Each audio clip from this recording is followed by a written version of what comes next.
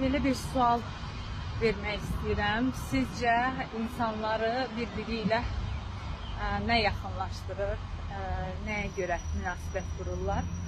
Ola bilsin, deyəcəksiniz ki, xarakterləri, xarakter xüsusiyyətlərinin uyğunluğu. Ancaq mən deyərdim ki, dəyərləri yaxınlaşdırır. Çünki ortaq nöqtələri, yəni dəyərləri oxşar olmayan insanlar bir yerdə qala bilməz. Məsələn, əgər mənim dəyərim ən üst səviyyəsində dürüstlük gəlirsə, başqası üçün bu o qədər də önəmli deyilsə, təbii ki, biz münasibətlərdə razılaşmayacağıq. Yəni, başqası üçün ola bilər ki, maddi dəyər ən üstündür.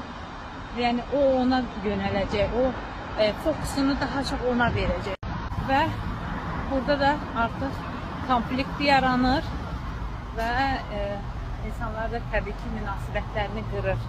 Hər bir şeydə, yəni oturub düşünsək ki, bizi ən yaxın dostumuzla, ailə üzvümüz və yaxud da tanımadığımız, uzaqdan izlədiyimiz insanlar var. Biz onları niyə izləyirik, niyə baxırıq? Deməli, orada bizim dəyərlərlə üst-üstə düşən məqamlar var.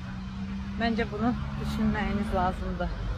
Bu istənilən münasibətə də aid ola bilər. Amma bir məqam var ki, əgər şəxsi münasibətlərdə kimlərisə bəyəniriksə, xarakterin, xüsusiyyətin, görünüşün, birlikdə olmaq istəyiriksə, ancaq dəyərlərimiz uyğun gəlmirsə, burada nə etməliyik? Artıq bir-birimizin dəyərinə hörmətlə yanaşmalıyıq. Ancaq bu təqdirdə münasibət davam edə bilər. Yəni, biz mənim dəyərimə hörmət etməyən insanla mən təbii ki, bir yerdə münasibət qura bilmərəm və yaxud da başqası üçün önəmli olan hansısa dəyər mənim üçün çox adi gəlirsə və mən onu çox ciddiyə almıramsa, təbii ki, o insanla da münasibətimiz əvvəl-axır pozulacaq. Biz kiməsə görə dəyişiriksə, əvvəl bunun ciddiliyinin fərqinə varmırıq, yəni normal qəbul edirik. Amma sanki bir rola girmiş kimi həyat yaşayırıq. Amma bir müddət sonra da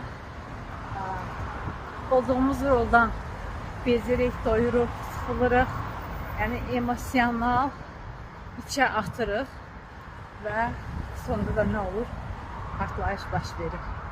Ona görə də necə var, elə olmalıyıq ki, bizi görən, tanıyan insanlar da bizi olduğumuz kimi qəbul edəsin. Ümumiyyətlə, bütün münasibətlərin aşarı güzəşt etmək, düşüncələrə anlayış göstərmək. Çünki insanlar təbii ki, fərqlidir. Hamı eyni tərzdə düşünməyə bilər. Və ona görə də düşüncəyə anlayış önəmlidir.